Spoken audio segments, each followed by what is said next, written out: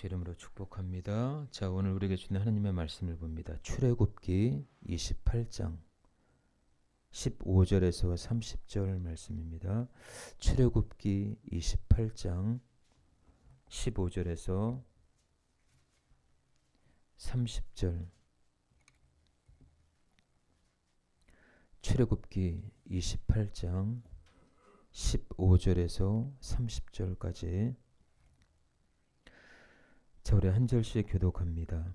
너는 판결 흉패를 외봇 짜는 방법으로 금실과 청색, 자색, 홍색 실과 가늘게 꼰 배실로 정교하게 짜서 만들되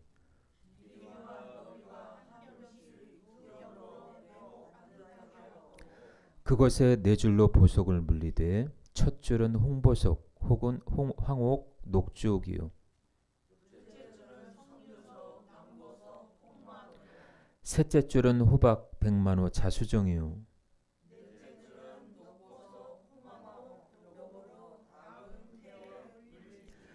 이 보석들은 이스라엘 아들들의 이름대로 12이라. 보석마다 12지파에 한 이름씩 도장을 새기는 법으로 새기고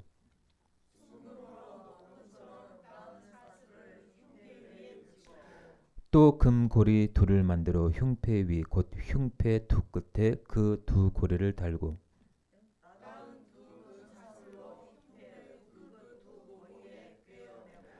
두 딴 사슬의 다른 두 끝을 에봇 앞 두 어깨 받치에 금테에 매고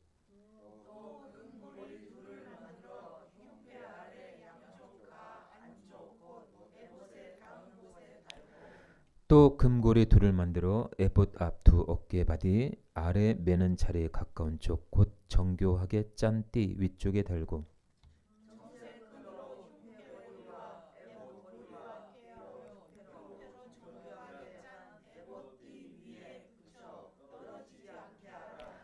아론이 성소에 들어갈 때에는 이스라엘 아들들의 이름을 기록한 이 판결 흉패를 가슴에 붙여 여호와 앞에 영원한 기념을 삼을 것이니라. 너는 우림과 둠밈을 판결 흉패 안에 넣어 아론이 여호와 앞에 들어갈 때에 그의 가슴에 붙이게 하라. 아론은 여호와 앞에서 이스라엘 자손의 흉패를 항상 그의 가슴에 붙일지니라. 아멘. 자, 따라서 합니다. 당신은 보석입니다. 자, 우리 옆 사람에게 당신은 보석입니다. 예. 이 같은 제목으로 같이 은혜를 나누도록 하겠습니다. 여러분들, 우리가 믿는 하나님은 어떤 분이실까요? 우리가 하나님을 아는 것만큼 우리의 신앙은 성장하게 되죠. 그리고 성장하는 것만큼 우리는 하나님과 영적인 교제를 할 수가 있습니다. 저 오늘 본문의 말씀은 제사장의 복장 가운데 특별히 에봇 앞에 장착하는 판결 흉패에 관한 내용입니다. 판결 흉패. 자, 판결 흉패라는 게 뭘까요? 자, 판결 흉패는요, 이스라엘 지파의 이름들이 새겨져 있어요. 이렇게 대제사장이 이렇게 있는데 가슴에 보면은 이렇게 판결 흉패라고 그래가지고 위에 3개, 그 다음에 3개, 그 다음에 3개 이렇게. 그 다음에 3개, 12개, 12개의 보석이 딱 박혀져 있어요. 이것은 12지파, 이스라엘의 12지파의 이름을 상징합니다. 더 나아가 예수 그리스도를 영접한 한 사람 한 사람을 하나님이 기억하신다라는 것입니다. 그러니까 하나님이 여러분들을 기억하신다라는 거예요. 믿으십니까? 그래서 이 흉패라고 하는 것은 에봇이라는 에봇 가슴 부분에 금사슬로 견고하게 장착이 되었어요. 그래서 이 판결 흉패에는 우림과 둠밈이라고 하는 게 있어요. 이렇게 바둑알 만한 크기로 흰색과 검은색처럼 이렇게 돼가지고 그게 학자들은 돌인지 보석인지 분간이 안 갈 정도로 그렇게 이제 해석은 하지만은 그 우림과 둠밈이라고 하는 것이 그 판결 흉패 안에 이렇게 넣게 되어 있습니다. 그래서 그것을 가지고 하나님 앞에 물었어요. 뜻을 물어요. 이게 맞습니까? 저게 맞습니까? 하나님의 뜻이 맞으면 거기에 불이 딱 들어와요. 그래서 우림과 둠밈은 하나님만이 진정한 판결자이심을 나타내주고 있습니다. 그래서 이 판결 안에 우림과 둠밈을 넣어둔 이유가 뭐예요? 하나님을 경외하는 마음으로 사는 것이 지혜라는 거예요. 그리고 거기에 생명이 있음을 알려주고 있습니다. 그래서 이 우림과 둠밈이라고 하는 것은요, 구약시대 대제사장이 하나님의 뜻을 묻기 위해 사용한 신탁의 도구라고도 할 수 있어요. 신탁의 도구. 우림과 둠밈을 가지고 하나님의 뜻을 묻게 됩니다. 오늘날 우리는 하나님의 뜻을 뭐로 묻습니까? 하나님의 뜻을 뭐로 물을까요? 기도하면서 묻죠. 기도해서 잘 안 되면 이게 내 생각인가? 하나님의 말씀을 찾아봐요. 하나님의 말씀은 정확하죠, 그렇죠? 다시 말해서 우림과 둠밈은 하나님의 말씀. 다시 말해서 예수 그리스도. 그분만이 우리에게 응답을 주신다라는 것입니다. 자, 하나님은 성도 한 사람 한 사람을 기억하셔요. 그리고 거룩한 백성으로 삼으셨습니다. 이제 생명의 참된 판결자이신 하나님만을 경외하는 것이 지혜의 삶이라는 사실을 여러분들 기억하시길 바랍니다. 그리고 거룩한 백성답게 살아가실 수 있기를 축복합니다. 우리의 삶의 최고의 디자이너이신 하나님을 경외하며 지혜롭고 보석처럼 빛나는 삶을 살게 하도록 지금도 성령께서는 우리를 돕고 계시고 우리의 삶을 인도하고 계신다라는 것입니다. 보석 같은 우리 한 사람 한 사람을 하나님은 기억하시고 준비해 두셨는데 무엇을 준비해 두셨을까요? 첫 번째, 평안을 준비해 두셨다라는 거예요. 평안. 흉패에 달린 보석들은 진정한 영적 평안을 상징합니다. 여러분들 세상을 살다 보면 마음의 근심과 두려움과 질병이 우리를 위협할 때가 있습니다. 불안과 두려움 속에 살아가는 우리에게 필요한 것은 다른 것이 아니라 진정한 평안입니다. 부활하신 예수님께서 나타나셔서 제자들에게 하신 말씀이 뭐예요? 너에게 평안이 있을지어다. 여러분들 마음에 평안이 있을 때 우리 안에 두려움은 떠나가는 거예요. 평안은 세상에서 가장 강하면서도 강한 것이 바로 평안입니다. 흉패를 가슴에 단 것은 하나님의 말씀을 마음판에 새기는 것을 상징하는데 고린도후서 3장 3절에 말씀하시기를 너희는 우리로 말미암아 나타난 그리스도의 편지니 이는 먹으로 쓴 것이 아니오 오직 살아계신 하나님의 영으로 쓴 것이며 또 돌판에 쓴 것이 아니오 오직 육의 마음판에 새긴 것이라 말씀하고 있습니다. 12지파를 보석으로 상징한다라는 것, 그리스도 안에 있는 자들의 고귀한 성품을 얘기해주고 있습니다. 그것은 곧 예수 그리스도의 성품이라고도 생각합니다. 자, 그래서 여러분들 이 보석들은요, 오늘 본문에 나열된 이 보석들은 이스라엘 12지파의 이름입니다. 이 12지파의 보석들 이름에는 의미가 있다라는 거예요. 홍보석, 눅보석, 거기는 다 의미가 있어요. 마치 12지파의 이름이 도장 새기듯 새겨진 것처럼 예수 그리스도를 영접한 하나님의 자녀를 천국 가는 그날까지 인도하시겠다라는 것이고 하늘의 생명책에 기록되어 있음을 말해주고 있습니다. 할렐루야. 그래서 여러분들 이 우림이라고 하는 것은 따라서 합니다. 빛. 자, 우림은 빛이라는 의미를 담고 있어요. 그리고 둠밈은 완전하다라는 의미를 가지고 있습니다. 자, 빛 되시고 완전하신 분이 누구십니까? 예수 그리스도셔요. 그러니까 우림과 둠밈을 통해서 우리는 하나님의 뜻을 알 수 있고 하나님의 말씀을 통해서 우리는 또한 그 뜻을 알 수 있다라는 거예요. 여러분의 마음에 영적 평안이 있기를 축복합니다. 평안이 능력이에요. 마음의 평안이 있지 못하면 답답합니다.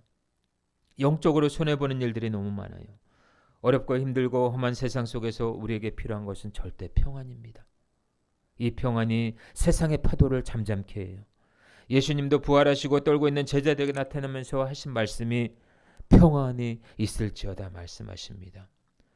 평안을 잃어버리고 살아가는 이 시대의 많은 사람들에게 여러분들 평안의 전달자가 되시길 주의 이름으로 축원합니다. 상대방을 통해 여러분들 평안을 얻을 수가 있고요. 평안을 잃을 수도 있다라는 거예요. 나는 그렇다면 과연 평안을 주는 자인지 평안을 빼앗는 자인지 돌아봐야 돼요. 성령의 사람들은 평안을 주는 사람입니다. 그런데 육의 사람들은요, 평안을 빼앗는 자예요. 보석에 담긴 큰 의미는 평안입니다. 히브리어로 에이레네, 헬라어로 에이레네. 평안은 지친 영혼들에게 위로와 새 힘을 줍니다. 특별히 힘들고 어려울 때 이때에 평안이 요구되는지도 모릅니다. 이 평안을 누리되 이 평안을 가슴에 안고 살아갈 수 있기를 주님의 이름으로 축원합니다. 두 번째로는요. 우리에게 주시는 메시지가 뭡니까? 하늘의 신령한 복과 땅의 기름진 복을 준비해 두셨다라는 거예요. 땅에서 아무리 우리가 노력하고 힘써도요. 하늘에서 비를 내리지 아니하시면 모든 게 다 허사입니다. 농사꾼의 일이 허사가 될 수가 있어요. 반드시 땅에는 비가 내려야 됩니다. 비가 와야 됩니다. 메마른 10년 가운데 성령의 은혜가 부어질 때 세상에서 받았던 우리의 아픔과 상처는 치유될 것이고 세상에 매어 살아왔던 우리의 삶이 완전히 풀어지는 것입니다. 그래서 하늘문이 열려야 돼요. 여러분들이 기도할 때 하늘문이 열려야 돼요. 하늘이 열려야 땅에 비를 주고 땅의 일들을 시작할 수가 있습니다. 하나님 앞에 신령한 복을 받아 누려야 합니다. 땅의 기름진 복으로 충만하시길 바랍니다. 예수 안에 있는 우리의 정체성을 알아야 돼요. 예수님은 저와 여러분들을 위해서 헛되이 죽으시지 않았습니다. 죄와 사망과 사주와 저주와 팔자에서 우리를 해방시키셨어요. 그러므로 이제는 더 이상 세상 영에 놀아나서는 안 됩니다. 감정도 절제할 필요도 있어요. 육체를 더럽히는 현저한 것들로부터 우리는 탈출해야 합니다. 육신을 입은 사람들의 육신의 것만을 생각하고 계획하고 이루기에 노력하고 있다라고 한다면 우리는 하나님의 자녀 의심해 볼 필요가 있습니다.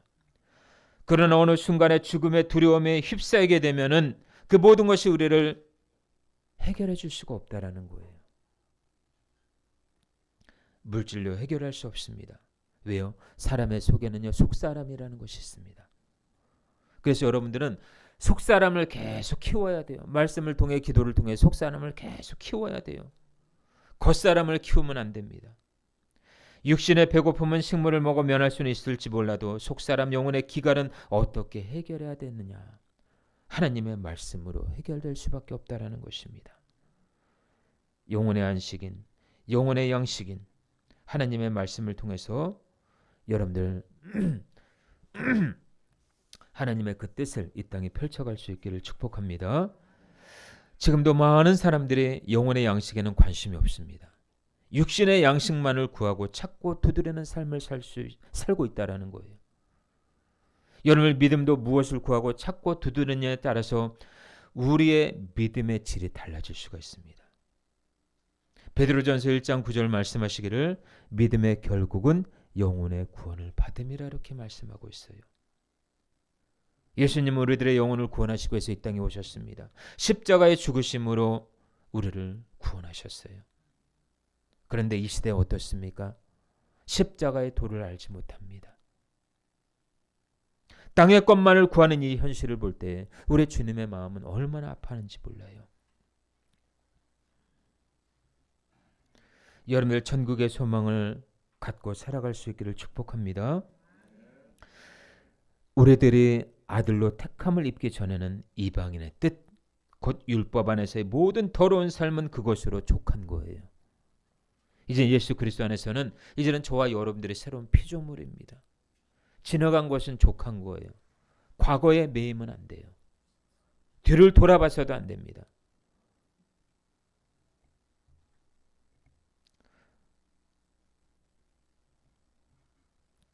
그래서 우리는 두 주인을 섬길 수가 없다라는 거예요. 예수님은 말씀하시기를 너희가 두 주인을 섬길 수 없느니라 말씀하고 있습니다. 우리를 사랑하시는 예수님과 두렵게 하는 사탄을 섬길 수가 없습니다. 여러분 그래서 우리에게 분별이 필요합니다. 과연 내 안에 주인이 몇 명인가? 내 안에 주인이 몇 명인가? 여러분 저와 여러분의 주인은 한 분이에요. 예수 그리스도. 이제는 저와 여러분들이 율법에 매여 있는 자가 아니라 율법 아래 사는 자가 아니라 예수 그리스도 안에서 새 사람을 입은 자요. 은혜를 입은 자로 살아가는 줄로 믿습니다. 이제 옛 언약에 매여 있는 자가 아니라 새 언약. 예수 그리스도를 통해서 우리는 이미 은혜 안에 있는 자들이에요. 십자가의 도 안에서 예수님과 함께 육신이 죽고자 하는 자는 하나님의 전능하신 능력으로 다시 한번 사는 역사가 일어날 것입니다. 여러분, 우리에게 주신 그 천국의 그 소망을 가지고 끝까지 믿음으로 승리하며 살아갈 수 있기를 주님의 이름으로 축원합니다. 마지막 세 번째로 우리 주님이 우리를 위해서 무엇을 준비해 두셨을까요? 자, 따라서 합니다. 값진 믿음. 자, 옆 사람에게 당신을 위해 하나님께서 값진 믿음을 준비해 두셨습니다. 아멘. 여러분, 마지막에 남는 게 뭘까요? 마지막에 남는 게 뭘까요? 물질이요? 뭘까요?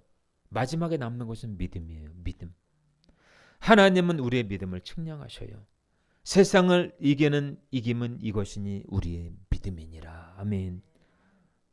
히브리서 11장 6절에도 믿음이 없이는 하나님을 기쁘시게 못한다고 말씀하셨습니다. 하나님께 나아가는 자는 반드시 그가 계신 것과 그가 자기를 찾는 자들에게 상 주시는 이심을 믿어야 할지니라 말씀하고 있습니다. 믿음은 하나님을 만날 수 있는 길이며 기도 응답을 얻어내는 방법이에요. 그래서 따라서 합니다. 보석은 믿음이다.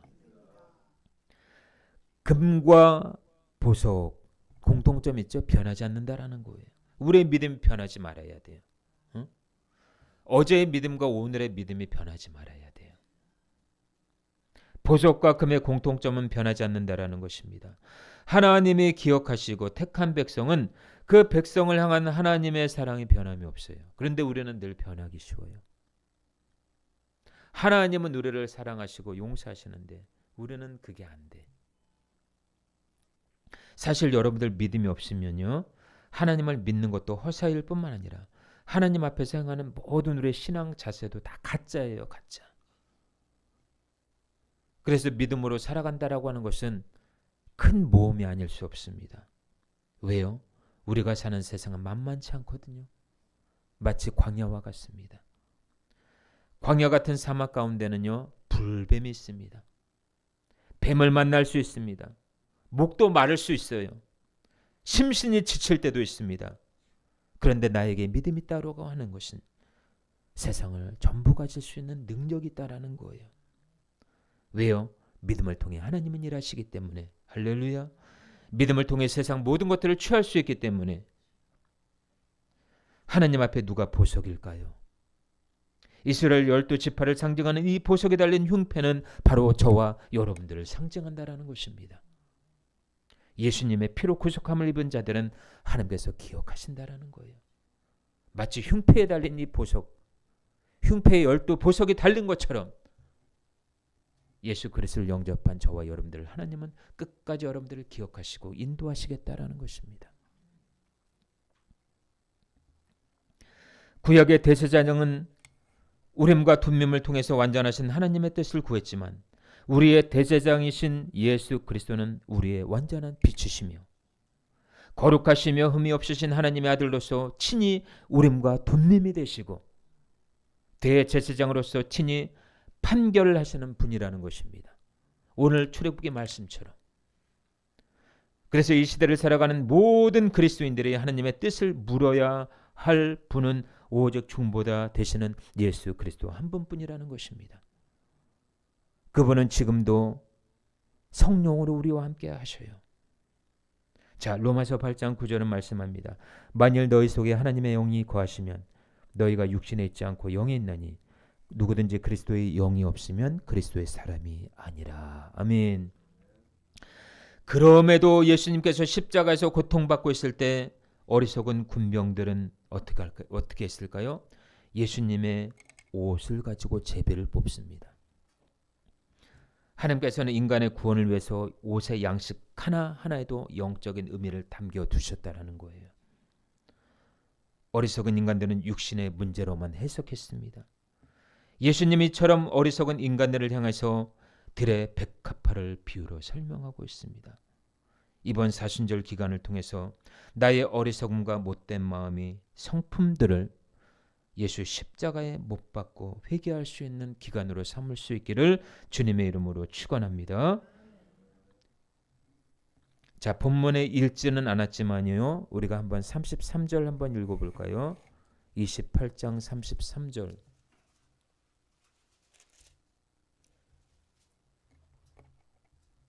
제사장에 달린 옷에 관한 말씀인데 33절 시작. 그 옷 가장자리로 돌아가며 청색, 자색, 홍색 실로 성류를 수놓고 금방울을 감격을 두어 달되. 아멘. 자, 그 옷 가장자리로 돌아가며 청색, 자색, 홍색 실로 성류를 수놓고 금방울에 감격을 두어 달되 이렇게 기록하고 있어요. 자, 여러분들 고대 사회에서는요. 왕이 백성들에게 자신의 권위와 왕위엄을 나타내기 위해 방울 달린 옷을 입는 습관이 있었다고 합니다. 따라서 대제사장의 옷에 방울이 달렸다라는 것은 뭐예요? 대제사장의 왕적인 권위가 있었다라는 거예요. 왕적인 권위. 방울이 있다라는 건 왕적인 권위를 상징합니다. 자, 저와 여러분들에게는 권위가 있어요. 자녀의 권위가 있습니다. 왕의 권위가 있어요. 왜요? 예수 그리스도께서 함께 하시기 때문에. 할렐루야. 우리에게는 아무런 권위가 없지만은 예수님이 우리와 함께 하시기 때문에 우리는 왕적인 권위가 있는 거예요. 이걸 왕권이라고 얘기합니다. 왕권. 왕권의 권위로 우리는 살아가는 거예요. 아무리 원수마귀가 길고 날고 대적해와도 우리에게는 영적 왕권의 권위가 있다라는 거예요.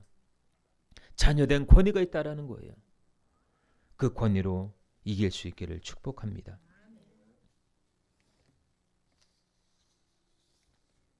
그러므로 우리는 십자가 보혈의 은혜로 신약의 제사장의 직분을 가졌습니다. 그렇죠? 우리는 다 제사장이에요. 그 직분은 오직 예수 그리스도의 보혈의 공로로 주어진 것입니다. 할렐루야. 다만 우리는 거룩한 신분에 합당을 살아야 될 의무가 있다라는 거예요. 계시록 3장에 보면은 유난히 책망받은 교회가 있습니다. 4대 교회입니다. 사형 선고를 받은 4대 교회. 살아있으나 죽은 자로다. 자, 계시록 3장 4절입니다.